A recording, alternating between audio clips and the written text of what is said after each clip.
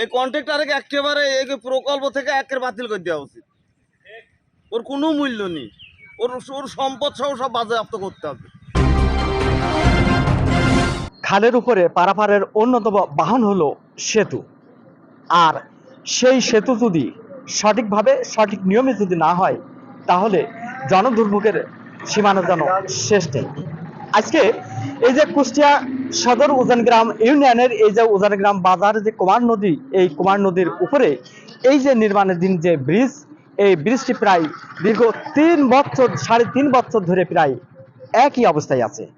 যার প্রেক্ষিতে নির্মাণ না হওয়ার কারণেই এবং সঠিকভাবে এর কাজটি না হওয়ার কারণেই এখানকার যে সমস্ত যানবাহনগুলো যারা মানুষ নিয়মিতভাবে চলাচল করে, তাদের চলাচল করতে কিন্তু তাদের সীমাহীন দুর্ভোগ পোহাতে হচ্ছে। দর্শক, এই সীমাহীন দুর্ভোগের চিত্র নেই আপনাদের সামনে আমি উপস্থিত হয়েছি এবং এখানকার মানুষের সাথে এবার কথা বলবো। এখানে 15 বছর এই ব্রিজ বানাচ্ছে, এই কন্ট্রাক্টরের কাজ অবিলম্বে বাতিল করা উচিত। এই কন্ট্রাক্টরকে একেবারে এই প্রকল্প থেকে একের বাতিল করে দেওয়া উচিত। ওর কোনো মূল্য নেই, ওর ওর সম্পদ সহ সব বাজেয়াপ্ত করতে হবে।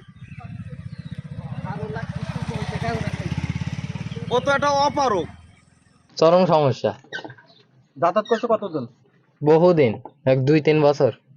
মানে আমি গাড়ি চালাই, খুবই কষ্ট হচ্ছে ভাই।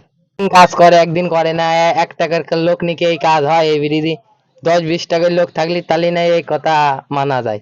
এই 1টা 2টা লোক নিয়ে কাজ হয়।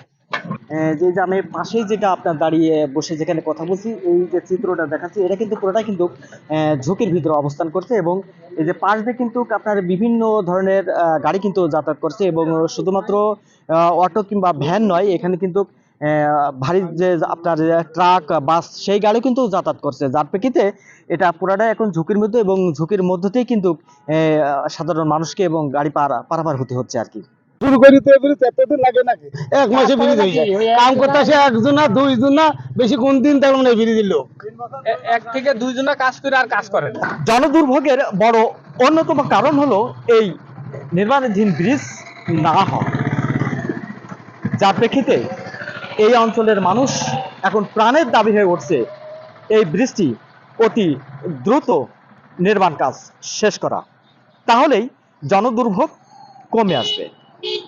উজানগ্রাম এই ব্রিজের ওপর থেকে মোহাম্মদ রফিক, RK News 24।